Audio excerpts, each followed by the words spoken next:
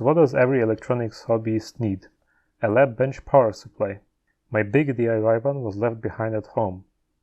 What now? Do I buy or make a new one on a tight budget?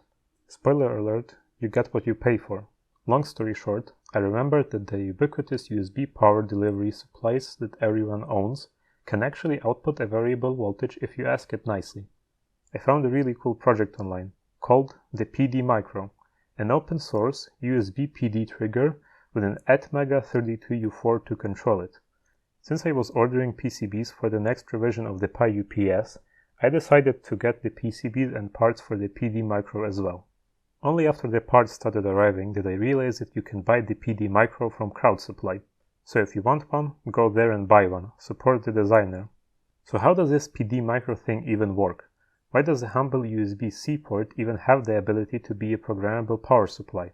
Well, from what I can tell, the USB Implementers forum thought that it would be beneficial to include the ability for fine voltage and current control in order to: first, remain competitive with Qualcomm Quick Charge and other fast charging standards; 2.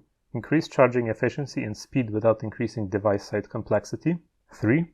Improve safety, I think, because as far as I can tell, the safety requirements are much stricter in the PPS protocol compared to regular PD. Now another question is, how does the Arduino talk to the power supply and not explode from the high voltage? The low voltage logic on this board is powered by a tiny TPS62175 step-down converter in order to be able to handle the high incoming voltages. The USB PD part uses the CC lines on the Type-C connector to communicate with the power supply. According to this article by Silicon Labs, they are used for the following: detect attach of USB ports, for example, source to a sink; resolve cable orientation and twist connection to establish USB data bus routing. USB-C is double-sided, remember? Discover and configure optional alternative and accessory modes. Establish data routes between two attached ports. Discover and configure VBus, USB Type-C current modes, or USB power delivery. Configure VCON. This allows the device to detect what cable is being used. Basic cables are assumed to be 3 A max, but there also exist 5 A cables with a chip inside to signal that. The PD Micro uses the FUSB 302BMPX programmable USB Type-C controller.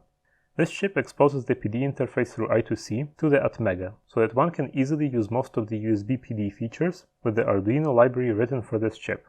As you can see, I ordered a solder paste stencil, but it cost $7 and is a waste to buy and cut for just one board. So I put down the most difficult footprints from at least 4 planned projects on the stencil, so that I can only do paste where it's a must and do the rest the toothpick way. The components for this were quite hard to get.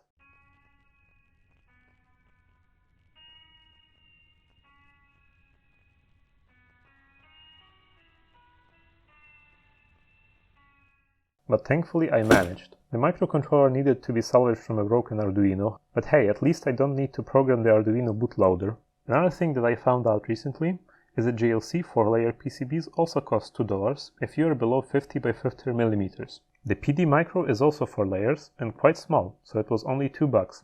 Unfortunately, the Pi UPS PCB doesn't apply. I could really use some internal layers on that one, but it's easier to debug 2 layers, so it's not a bad thing, I guess. So let's assemble this thing and see how it performs. Here you can see the big SMT stencil with some of the common footprints I need.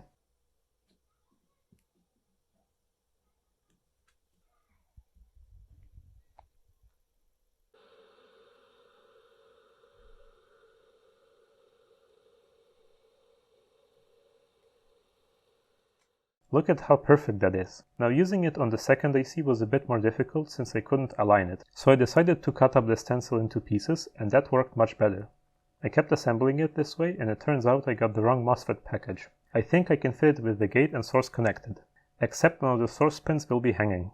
Oh well, that doesn't look too bad. After a few more minutes, the bottom side was done, and I think it turned out pretty good, if I say so myself. The Atmega still required a bit of my favorite knife tip QFN soldering technique despite the stencil, but in the end it turned out perfect. Oh look, I finished assembly. Now time to plug it in and make sure it doesn't blow up. Okay, it didn't blow up and is even recognized by LS USB. Now let's load the example sketch and see what it does. Connecting it to my USB PD charger from my laptop, and would you look at that, almost 20 volts. Now I wonder if my power supply supports PPS, or Programmable Power Supply mode. And nope, it doesn't. I guess that defeats the whole point. Anyways, I have this PPS power supply that I use interchangeably with my phone and laptop. It's a bit less powerful, but should have PPS. So let's try PPS on this thing. And yes, it works. And you can vary the voltage and current. In this shot, the voltage was set to something like 8.1 volts, and I was messing with the set current to see if it actually limits it. And it does. You can also see some stuff soldered to the board, which is the topic of the next chapter of this video. I could end the video here, but I also ordered something special from the GLC 3D printing service and the local shop. It's a 3D printed L-shaped thing and an 0802 LCD display with an encoder. This weird contraption will become my traveling lab power supply. All you need to use it is a PPS USB PD power supply or a regular PD power supply if you are fine with fixed voltages and fixed current. Since the hardware is ready, it's time to program it. And here it is. Let's look at how it works. First of all, as soon as it is plugged in, the PD Micro tests all the capabilities of the power supply and displays them here.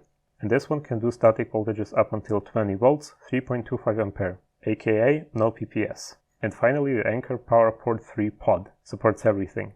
PPS up until 21 volts, 3 ampere, a bit more with a 5 ampere cable, but I don't have that. The animation and display values can be skipped by pressing the encoder, and the output can be turned on by holding the encoder down for a second. Let's start with a regular PD power supply.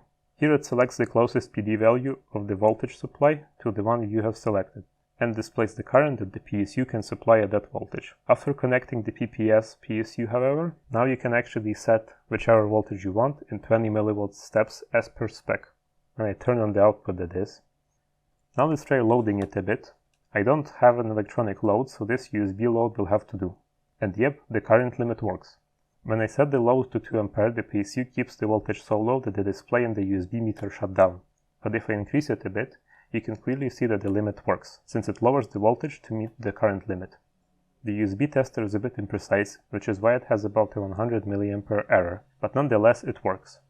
So now I have a 60 watt, or even a 100 watt, if you have a PSU that powerful, programmable power supply that fits in your palm. It doesn't have an actual readout of the output, only the requested one, but I don't need that 99% of the time, and if I do, I'll just use my DMM. If you want to build something similar, a link to the code and the 3D model will be in the description. Thank you for watching and have a great day.